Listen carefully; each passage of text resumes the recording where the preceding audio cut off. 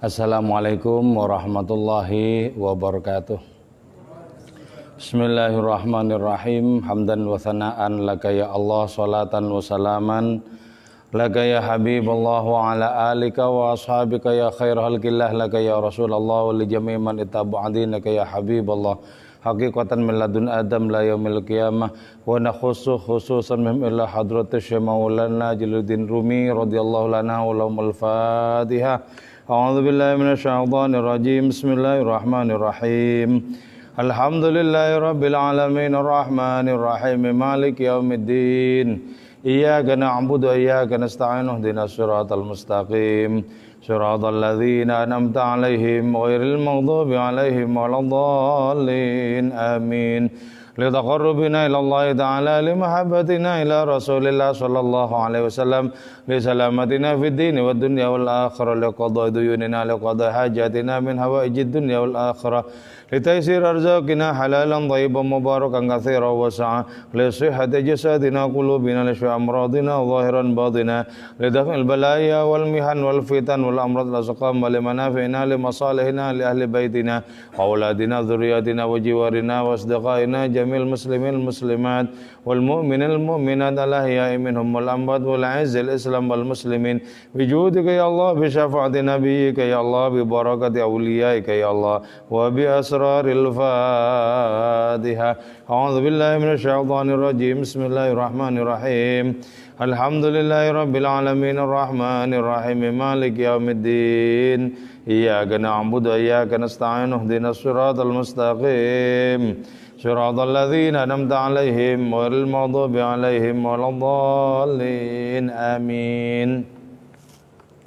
Alhamdulillahirabbil alamin. Segala puji kita senantiasa haturkan kepada Allah Subhanahu wa taala, terutama yang pada malam hari ini telah memberikan kesempatan kepada kita untuk menyelami samudra cintanya, untuk menyelami samudra ma'rifatnya. Karena itu kita menyiapkan tidak saja akal pikiran kita, tapi hati kita untuk juga bisa merasakan apa yang telah dirasakan dinikmati oleh Maulana Rumi, kemudian dihaturkan kepada kita lewat karyanya ini, yaitu kitab Rubaiyat. Kita akan membahas bait ke-131 dan seterusnya.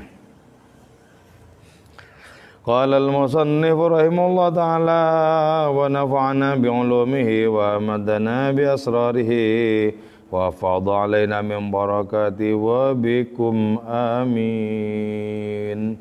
Ayu yaumin, hari macam apa? Hadzal yaumu, adapun hari ini, alladzi fih, yang ialah dalam itu ladzi, asyamsu, adapun matahari itu, syamsani, ialah ada dua. Hadzal yaum, adapun hari ini, kharijun, ialah terlepas anil ayyam, dari hari-hari, wa munfasilun, dan terpisah anha, dari itu ayyam. Ini hari apa? Hari ini matahari itu ada dua. Matahari ada dua. Apa maksudnya matahari ada dua? Tentu saja matahari yang pertama, matahari yang di langit sana, yang bisa tenggelam dengan datangnya malam. Terus ada matahari yang lebih ampuh, yaitu matahari rohani yang tidak terbenam, tidak mengalami kelam walaupun di malam hari. Nah, orang yang secara rohani itu sudah mencapai cahaya ilahi, dia akan merasakan bahwa dirinya itu terang benderang oleh karunia rohani dari Allah Ta'ala. Jadi, ini hari apa? Hari ini matahari jumlahnya dua. Nah, itu berarti apa? Kita ini diberikan kemungkinan sesungguhnya di dalam dunia rohani itu untuk menjadi matahari yang kedua itu. Jadi ada potensi spiritual dalam diri kita yang bisa mengantarkan kita kepada posisi matahari rohani. Kalau kita membaca kitab Diba, di situ ada ungkapan anta syamsun, engkau ya Rasul adalah matahari. Nah, Nabi sebagai matahari jauh lebih utama, lebih unggul, lebih tinggi derajatnya dibandingkan matahari yang eksis di siang hari dan tenggelam di malam hari itu. Karena Nabi sebagai matahari rohani itu cahayanya, sinarnya bisa mengantarkan kita kepada kemuliaan di hari keabadian. Matahari yang di langit sana itu hanya mengantarkan kita di siang hari untuk selamat di dalam perjalanan.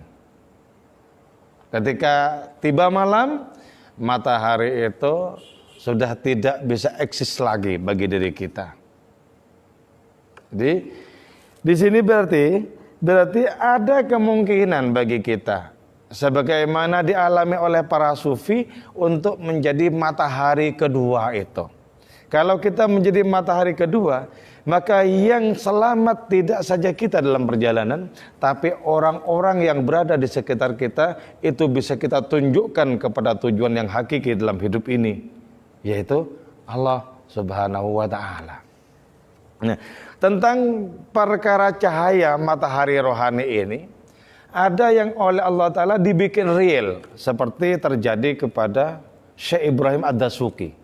Syekh Ibrahim Ad-Dasuki ini dulu sebelum ada lampu-lampu cemerlang seperti sekarang, ketika malam hari itu tiba dan suasana kelam, beliau itu dengan tubuhnya itu mengeluarkan, memancarkan cahaya, sehingga santri-santrinya itu tidak memerlukan lampu-lampu, karena beliau sudah menjadi cahaya. Itu kalau oleh Allah Ta'ala matahari rohani itu direalisasikan untuk menjadi empirik. Atau di Surabaya ya, tidak terlalu jauh dari sini dan tidak terlalu lama dari masa kita ini. Ada Habib Muhammad di situ Al-Jufri yang dikenal sebagai Habib Neon. Karena ketika beliau datang ke majelis ini misalnya, lampu-lampu langsung mati dan beliau bercahaya di tubuhnya itu. Nah, itu kalau oleh Allah Ta'ala direalisasikan. Lebih banyak yang tak direalisasikan seperti itu. Itu hanya sebagian kecil yang dibikin tampak cahaya rohani itu menjadi cahaya empirik. Nah, lebih banyak oleh Allah Ta'ala itu tetap disembunyikan di dalam posisinya sebagai matahari rohani itu, bukan cahaya empirik seperti lampu-lampu.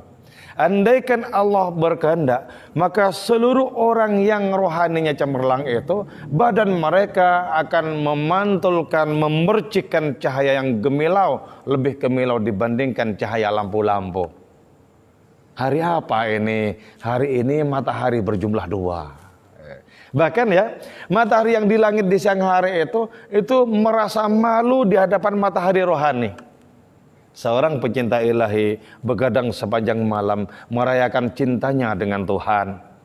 Kemudian di pagi hari si pecinta ini wajahnya kelihatan pucat. Ketahuilah, pucatnya wajah seorang pecinta telah sanggup menjadikan matahari malu. Karena pucatnya wajah seorang pecinta itu sesungguhnya adalah gemilau cahaya rohani yang matahari tidak ada apa-apanya di hadapan cahaya wajah si pecinta itu. Hari apa ini? Jadi ya, ingin rasanya kita akan ketemu dengan hari itu, di mana kita juga mengatakan sebagaimana Maulana Rumi mengatakan, hari apa ini? Kok matahari berjumlah 2? Satu di sana, satunya adalah aku. Jadi ingin rasanya sampai kepada makom rohani seperti itu. Kapan itu? Ketika itu sudah sepenuh-penuhnya kuat berhasrat kepada Allah Subhanahu wa ta'ala. Ketika kita sudah tidak tertipu oleh pilihan-pilihan dalam hidup ini, ketika berbagai macam merayuan sudah tidak memiliki efek apapun bagi jiwa kita, bagi hati kita, ketika sepenuh-penuhnya kita gandrung dan jatuh hati kepada Allah Ta'ala, di saat itulah kita muncul sebagai matahari rohani. Kita akan mengatakan, hari apa ini? Matahari berjumlah 2. Satu di sana, eksis di langit sana. Satunya adalah aku. Nah, ini dialami oleh para wali ya. Ini bukan omong kosong. Ini dialami oleh para sufi. Apa yang kukatakan ini, kata Maulana Rumi, menurut kalian yang hanya menggunakan akal pikiran, mungkin kalian akan mengatakan ini adalah omong kosong. Tapi bagi orang yang sudah mengalami keilahian, dia pasti menyatakan ini adalah koin murni dari alam rohani. Jadi tinggal bagaimana kita menciptakan jalan ke dunia rohani yang seperti itu. Sehingga pertama-tama kita tertarik, kita kemudian yakin, hakul yakin. Lalu kita berproses untuk sampai kepada makom cahaya rohani itu. Sampai kepada matahari rohani itu. Nah kalau sudah seperti itu, hadzal yaum kharijun anil ayyam. Hari ini murni, merdeka dari rangkaian hari-hari yang ada. Jadi kalau kita akan menempuh hari-hari itu, sekarang Kamis malam Jumat ya, besok Sabtu terus begitu. Kita berjalan menembus hari-hari yang senantiasa berganti itu. Ketika kita sudah mengalami transendensi, kita keluar dari rangkaian hari-hari itu. Masuk di mana? Masuk di waktu keabadian. Walaupun kita masih berada dan bermukim di alam yang penuh dengan kefanaan ini. Hari ini betul-betul merdeka dari rangkaian hari-hari. Rangkaian hari-hari itu adalah waktu kefanaan. Rangkaian hari-hari adalah waktu kemusnahan. Sementara hari orang yang baru dilahirkan secara rohani, lahir sebagai cahaya, itu sudah merdeka dari adanya belenggu hari-hari yang fana ini. Jadi karena itu kita membayangkan ya bagaimana orang di dunia yang fana ini itu waktunya sudah waktu keabadian. Wa ahina bil hayatil baqiyah fi hadzal dunyal faniyah. Nah, dari sini kita bisa memahami Nabi kita itu pernah bersabda begini ya. Kalau aku rindu surga, maka ya, aku mendatangi anakku Fatimah dan aku cium tangannya. Jadi bapak mencium tangan anaknya. Kenapa beliau menyatakan seperti itu? Kalau aku rindu surga. Karena hari beliau bukan rangkaian hari-hari kefanaan. Itulah sebabnya sangat masuk akal ketika beliau itu masuk ke surga, makan buah-buahan di surga, kemudian setelah itu berhubungan suami istri dengan Khadijah itu lahirlah anak, yaitu Fatimah. Jadi Fatimah itu disebut anak surga. Kenapa? Karena Nabi itu berhubungan dengan istrinya setelah makan buah-buahan di surga. Wujudnya adalah Siti Fatimah itu. Karena itu beliau kemudian bersabda, kalau aku rindu surga, ku datangi anakku tercinta, ku cium tangannya. Jadi apakah hari-hari beliau adalah hari-hari kefanaan? Tidak. Memang berada di dunia ini, tapi melampaui adanya hari-hari kefanaan, masuk di hari-hari keabadian. Sama ya, sama juga dengan tempat. Di dunia ini ada tempat-tempat kefanaan, bahkan seluruhnya ini bisa dikatakan tempat kefanaan, tapi juga di antara sela-sela tempat kefanaan ada tempat keabadian. Contoh begini ya, banyak para sufi ya, yang berjalan-jalan di pinggir sungai Nil. Sungai Nil di Mesir dan itu menembus 8 negara. Sungai yang sangat besar yang di atasnya banyak kapal-kapal pesiar itu. Banyak para sufi berjalan-jalan di tepi sungai Nil itu sampai di surga. Nah, ada hadis Nabi yang mengatakan ada 4 sungai yang mata airnya itu sumbernya itu di surga. Di antaranya adalah Nil. Di samping juga Tigris ya. Nil. Nah, orang mungkin kalau secara geografis lahir ya, enggak. Wong itu bisa kita tahu kok di mana hulunya, di mana hilirnya, kan gitu. Tapi kenapa banyak para sufi berjalan di pinggirnya itu nyampe di surga? Itu artinya apa? Ada 2 sumber. Ada sumber lahiriah di dunia ini sebagai sumbernya Sungai Nil itu. Ada sumber batiniyah di mana sumber itu berada di surga. Itu berarti apa? Berarti bahwa walaupun dunia ini adalah ruang kefanaan, di sela-selanya atas kehendak Allah Subhanahu wa taala orang bisa memasuki ruang keabadian. Kenapa Nabi kita kok sampai bisa detail berbicara tentang ruang-ruang di surga? Berbagai macam siksaan di neraka, karena beliau bisa menembus rangkaian hari-hari kefanaan. Hadzal yaum kharijun anil ayyam. Hari ini betul-betul merdeka dari rangkaian hari-hari kefanaan. Jadi kapankah kita masuk di sana sepenuh-penuhnya hidup kita mengilahi, sudah merdeka dari berbagai macam hasrat kepada yang lain? Kapankah itu hari-hari yang paling indah? Fa ya Rabbi bisadati tahaqqaq li isyarati asa ta'ti bisyarati wa yasfu waqtuna lillah. Asa ta'ti bisyarati, moga datang kabar gembira bagiku. Kapan itu?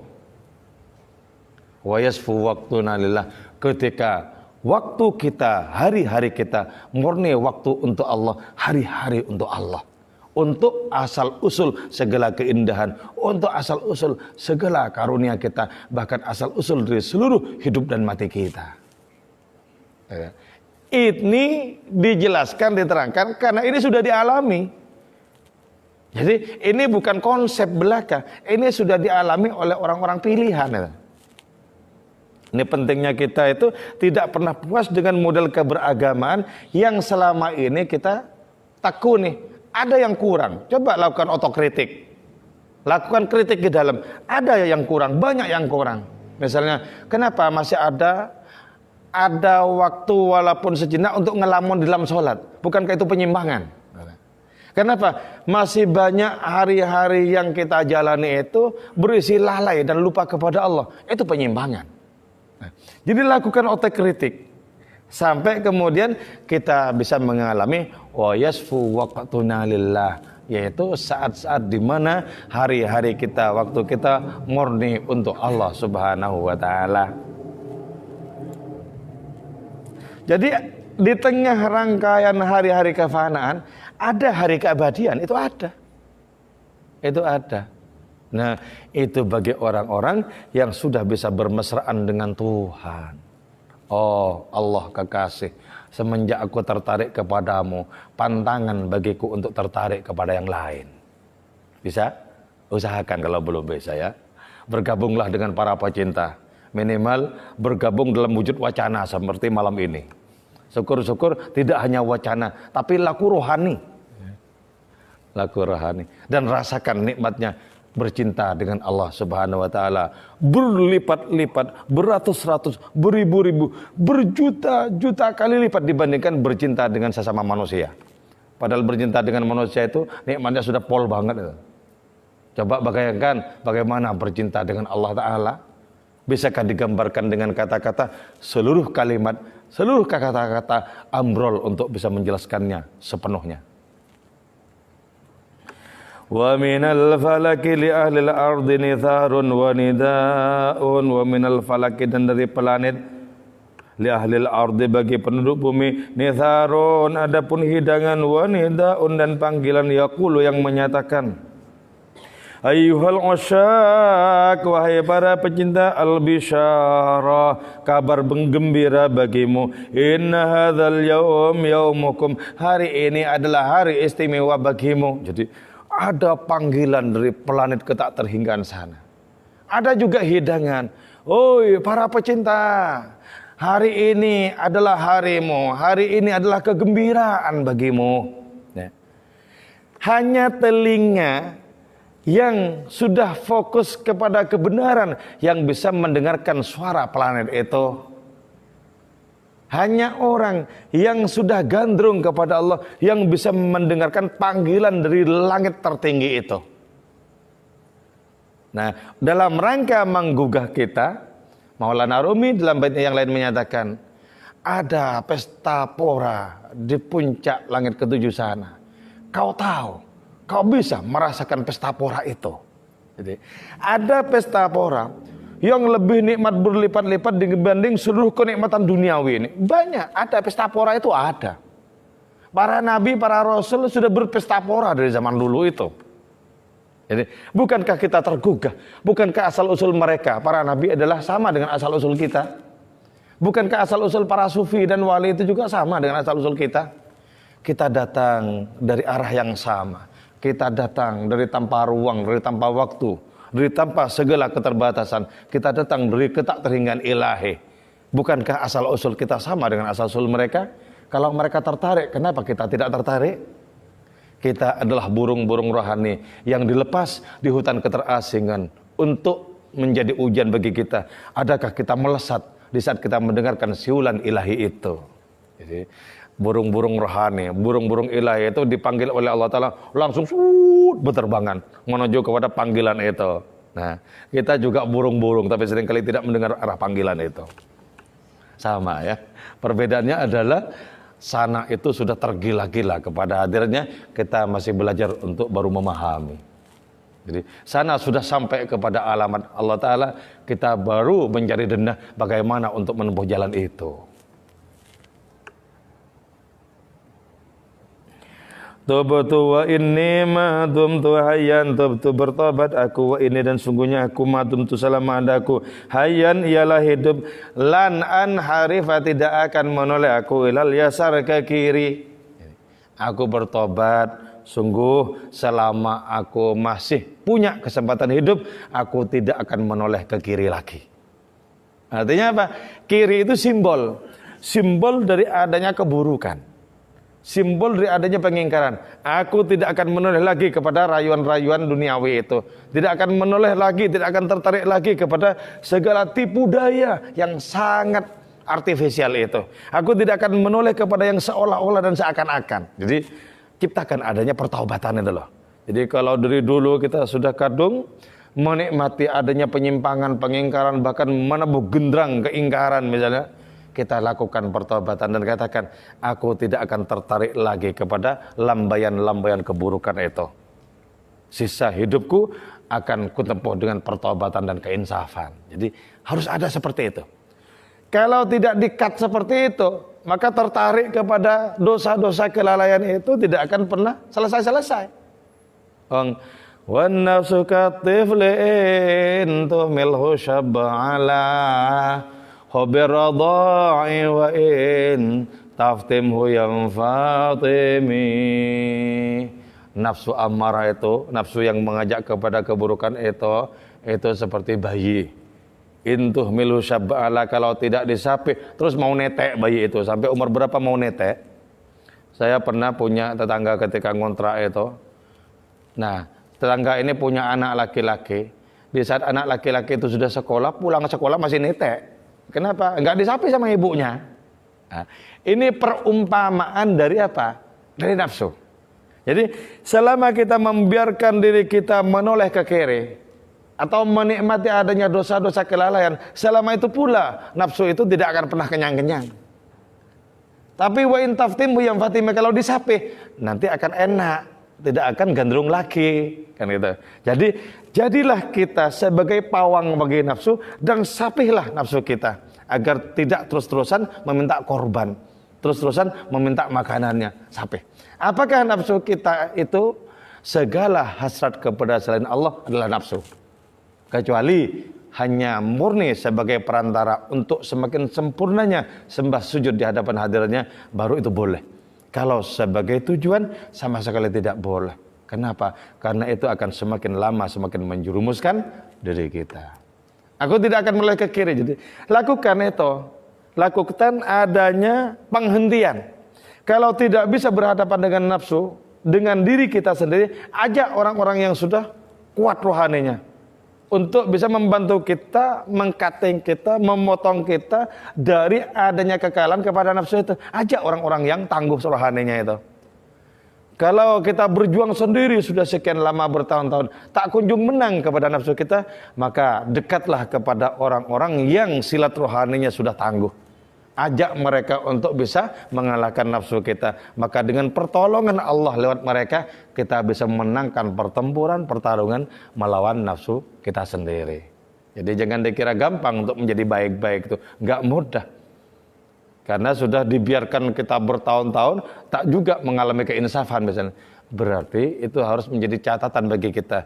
Aku akan mengajak orang yang sudah tangguh. Aku akan minta tolong agar aku bisa memenangkan pertarungan dengan nafsuku.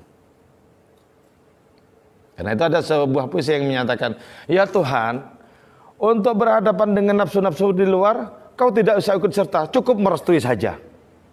Tapi untuk berhadapan dengan nafsuku di dalam, tidak boleh tidak, kau harus terlibat ya Allah. Kalau tidak, aku pasti kalah. Nah, musuh di dalam itu apa? Ya nafsu itu. Hasrat-hasrat kepada segala yang merayu, segala sesuatu yang membuat kita lalai, jauh dari Allah Subhanahu wa taala. Jangan mau lagi. Itu selama bertahun-tahun kita mungkin sudah dipelokoto oleh nafsu seperti itu. Jangan mau lagi. Katakan, jalanku hari ini adalah jalan keinsafan. Walan atahawwala 'anis siratil mustaqim, dan tidak akan berpaling aku 'anis siratil mustaqim, dari jalan yang lurus. Lurus kemana? Lurus ke Allah. Ya. Bagaimana kita paham bahwa jalan kita lurus atau tidak? Ya. Pertama, kita ukur dengan ajaran agama kita. Kita ukur.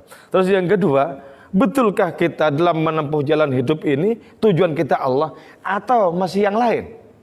Kalau ternyata masih yang lain, berarti belum lurus. Walaupun ajaran yang diamalkan itu sudah benar secara lahiriah. Misalnya sholatnya benar, zikirnya benar, bertetangga juga benar. Tapi orientasi hidupnya masih bukan Allah. Tapi apa yang diinginkan oleh dirinya sendiri, belum lurus itu. Belum lurus. Jadi ada istilah jalan lurus, ada istilah jalan bengkok, jalan serong. Nah, misalnya ada pertanyaan begini, bukankah ketika kita memandang kemana saja kita menemukan Allah? Oke. Ya. Seperti sebuah ayat yang menyatakan fa aina ma tuwallu fa thamma wajhullah. Kemanapun kalian menghadapkan wajahmu, kalian akan menemukan wajah Allah. Oke. Tapi ayat ini kan untuk orang-orang yang sudah menyaksikan Allah pada segala sesuatu. Untuk orang-orang yang sudah tidak tertarik kepada selainnya. Nah, bagi orang-orang yang masih berhasrat kepada berbagai macam tajalli Allah Ta'ala, nah itu belum lurus. Memang ya, memang seluruh alam raya ini tajallinya Allah. Apa tajalli itu? Pengejauhan tahan. Konkretnya apa? Penampakan gitulah ya. Jadi tidak ada apapun yang bukan tajalli Allah, tidak ada. Semuanya tajalli Allah. Tapi kita diperintahkan untuk berkiblat, untuk tidak berkiblat kepada tajallinya. Kita diperintahkan untuk fokus kepada Allah itu. Sama dengan misalnya, ya, kita fokus kepada Allah bukan terutama fokus kepada rahmatnya. Tapi bukankah dalam hidup ini banyak orang yang lebih ingin rahmatnya ketimbang ingin Allah, kan itu ya? Ya Pak, ini kan pasti termasuk saya ya, kan cocok dengan deposito yang banyak pasti ini. Nggak ada yang nggak cocok. Ya. Tapi cocokkah dengan Allah? Oh belum tentu. Ya. Dengan rahmatnya, mau. Tapi dengan Allah, gitu loh. Ini kan sama saja dengan tuan rumah yang cocok dengan oleh-olehnya tamu dan tidak cocok dengan tamunya. Ibaratnya ya, saya ada tamu karena bawa oleh-oleh saya pandeng, saya lirik oleh-olehnya. Terus ketika saya terima, wis, ini yang terpenting oleh-olehmu, kamu langsung pulang aja juga boleh kok. Jadi betapa manusia lebih banyak yang cocok dengan rahmatnya ketimbang dengan Allah itu sendiri. Nah, ketika begitu keadaan rohani kita berarti belum lurus sebenarnya. Belum lurus. Walan atahawwala 'anis siratal mustaqim, aku tidak akan berpaling dari jalan yang lurus. Nah, tafsir Ibnu Arabi tentang ghairil maghdubi 'alaihim waladdallin itu ya. Ghairil maghdub itu orang-orang yang tidak dimurkai ya, kan itu ya. Nah, ghairil maghdub, yang maghdub itu yang dimurkai itu siapa? Kata tafsirnya Ibnu Arabi, yang maghdub itu adalah siapa saja yang lebih gandrung kepada materi. Gandrung kepada materi. Dalam tafsir Ibnu Arabi konotasinya itu Yahudi. Terus waladdallin, yang sesat itu siapa? Orang-orang yang lebih mementingkan peraturannya sendiri ketimbang peraturan Allah. Di dalam tafsir Ibnu Arabi itu. Terus yang waladdallin, orang-orang yang siratal mustaqim itu adalah orang-orang yang menjadikan Allah sebagai pemandu mereka, sebagai penuntun mereka. Jadi ini mungkin ada ya, seberapapun prosentasenya, sisi-sisi serong kita mungkin ada. Sisi-sisi maghdub kita, sisi-sisi dhalin kita. Dan ini yang kita insafi. Nah, sekarang setelah berada di lurus itu, kukuh dan gagah rohani jalan lurus itu, maka wa kullama nadhartu yasaran wa yaminan, dan manakala memandang aku yasaran ke kiri, wa yaminan dan ke kanan, wajadtu habibi, maka mendapatkan aku habibi terhadap kekasihku, fil jihati pada seluruh arah, jami'an semuanya. Setelah kukuh di dalam jalan yang lurus itu, fokus kepada Allah dan tidak tertarik kepada yang lain, di saat itulah aku menoleh ke kiri, aku menoleh ke kanan, ternyata di seluruh arah ada kekasihku. Oh Allah, Engkau yang dulu ku cari kemana-mana, di masjid dengan kehusukan, bertawaf di Ka'bah dengan kehusukan yang paling sempurna. Ternyata ku saksikan Engkau sekarang berada di seluruh arah di alam semesta ini. Aku dongakkan kepalaku ke atas, ku temukan Engkau. Aku tundukkan pandanganku ke bawah, ku temukan Engkau. Aku pandang ke seluruh arah, ternyata Engkau semata. Oh Allah, Engkau sudah memenuhi segala kesadaranku. Nah, kalau sudah seperti itu, berarti orang ini merasa apa? Merasa berada di dalam pelukan Allah, berada di ayunan ilahi, diliputi oleh kehadiran Allah Subhanahu wa taala. Bahkan ketika memandang dirinya, yang ditemukan Allah taala jua. Ini mesti kita tempuh. Makom-makom rohani seperti ini mesti kita tempuh. Biasalah manusiawi, kita kadang tertarik ini, tertarik itu. Tapi kalau sampai hampir habis umur kita masih begitu, itu sudah nggak manusiawi itu. Gebukan untuk nasib diri sendiri. Karena itu sebelum sampai kepada saat-saat di mana jatah hidup kita tinggal sedikit, maka fokuskan kesadaran kita itu. Sehingga pada akhirnya kita menyaksikan segala-galanya adalah Allah, akbarnya Allah meliputi seluruh yang ada. Aku sejak sekarang tidak perlu mencarimu, sebab setiap pencarian itu menunjukkan bahwa orang itu belum menemukan. Jadi dalam sebuah novel yang saya terkesima membaca novel itu ya, ada novelnya Hermann Hesse berjudul Siddhartha. Ini sudah lama terbitnya, entah sekarang mungkin sudah diterbitkan ulang, saya nggak tahu. Di situ diungkapkan ya, di situ diungkapkan bahwa berhentilah engkau mencari. Sebab setiap orang yang mencari menunjukkan itu belum menemukan.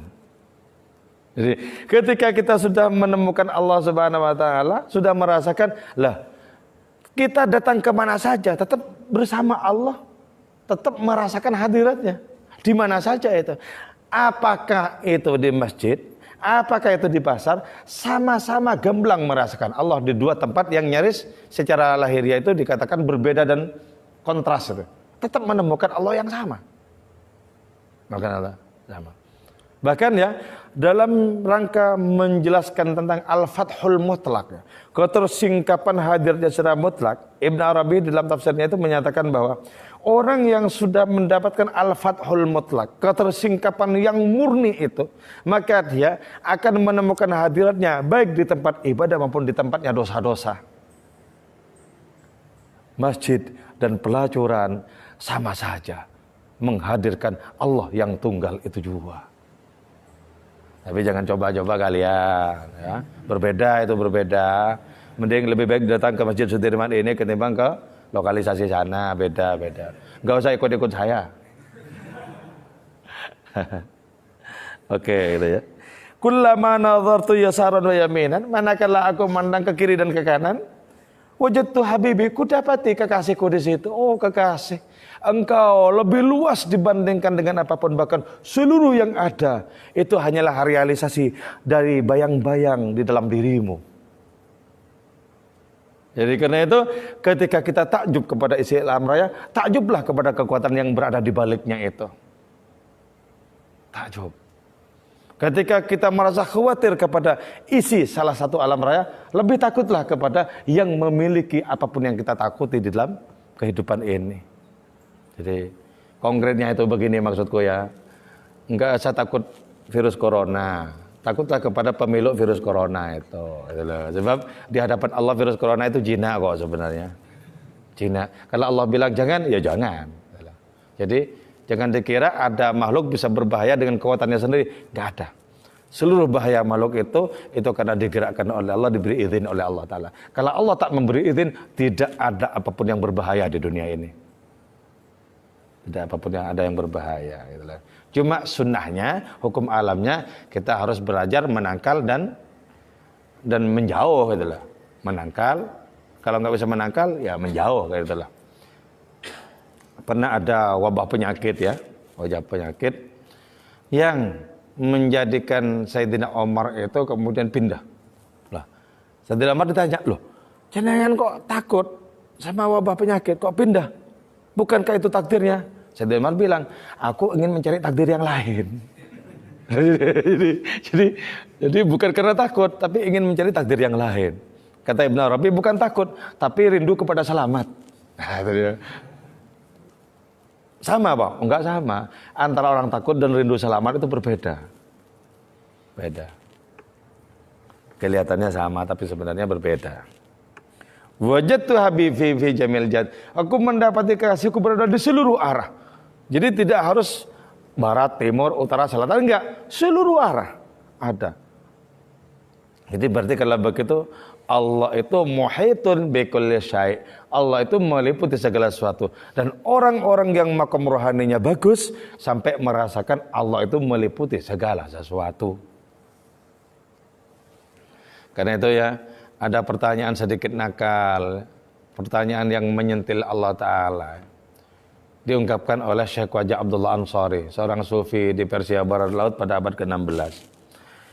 Syekh Wajah ini bilang kepada Allah Ta'ala, ya Allah, Kau perintahkan aku untuk bertarung dengan setan dan memenangkan pertarungan melawan setan. Sekarang aku bertanya kepadamu ya Allah, siapa yang memberikan kekuatan kepada setan sampai bisa eksis hari ini tetap menggodaku? Siapa yang ngasih gandum kepada setan sehingga setan itu memiliki kekuatan untuk menggoda aku? Nah jawabannya kan pasti Allah kan gitu ya. Nah, di balik segala yang baik, di balik segala yang buruk, di sini membentang rahasia tak terkira-kira. Para sufi banyak diam berhadapan dengan rahasia itu. Banyak diam. Hadzal kalam la nihayata lahu, kata Maulana Rumi. Ungkapan ini, penjelasan ini tidak ada batasnya. Tapi jangan kau bertanya keterangan setelah ini. Para sufi banyak bungkam di sini. Bukan mereka tidak tahu. Di situ ternyata apa? Segala sesuatu yang bertabrakan itu asal usulnya sama. Asal usulnya sama. Nah ini berarti apa? Kita diajari untuk menerobos hutan dunia ini agar sampai di perkampungan abadi. Sampai di Allah Ta'ala. Terobos ini. Oh ini cuma bayang-bayang kok. Tidak betul-betul nyata dunia ini. Terobos. Kalau ada orang yang takut pada bayang-bayang kan seperti anak-anak kan gitu ya. Saya waktu kecil dulu tuh ya, disuruh lihat tembok sama teman yang usianya jauh lebih tua, lihat tembok. Nah, karena melihat tembok itu di sini ada cahaya. Dia tangannya itu gini ya, tangannya gini, dimirip-miripkan gunting itu digini-gini. Saya lihat temboknya itu, takut gitu loh. Sebab akal belum nyandak bahwa itu sungguhnya bayang-bayang tangan bukan gunting beneran. Gitu loh. Nah, sama dunia ini juga begitu, bayang-bayang. Terobos saja. Ini cuma bayang-bayang kok. Terobos saja. Kau tahu, kata syarahnya kitab Hikam. Kau tahu, ketika matahari di saat duha itu bersinar dan matahari itu menerpa pohon-pohon di pinggir sungai. Kau lihat kan, bayang-bayang pohon itu roboh ke sungai. Apakah karena bayang-bayang pohon itu roboh ke sungai, lantas itu mencegat perahu yang berlayar? Oh tidak, tetap saja perahu itu berlayar. Sebab dia tahu, ini cuma bayang-bayang kok. Nah sama seperti itu dunia ini sebenarnya, cuma bayang-bayang. Untuk apa tertarik kepada bayang-bayang? Untuk apa ngeri pula berhadapan dengan bayang-bayang? Terobos saja. Kalau engkau memang laki-laki, Maulana Rumi, tataplah wajah Allah, karena wajah Allah adalah kiblat bagi seluruh alam raya. Nah, hidup kita yang sekarang ini, umur kita yang sekarang ini, sudah kita menatap wajah Allah Ta'ala, terpukau kepada hadiratnya, dan kita menyisihkan apapun yang lain untuk mengambil hati kita. Jadi ini kita diajak untuk gagah secara rohani, untuk dewasa secara rohani. Ada yang mau ditanyakan? Jangan hanya terpukau dengan keterangan, terpukaulah dengan Allah. Nggak ada ya, oke. Saya kira cukup 2 bait saja, sebab ada khawatir tidak diamalkan ya. Kalau terlalu banyak ya. Jadi sedikit saja diamalkan ini kita bisa sampai di Allah Subhanahu wa taala. Amin ya mujibas sailin.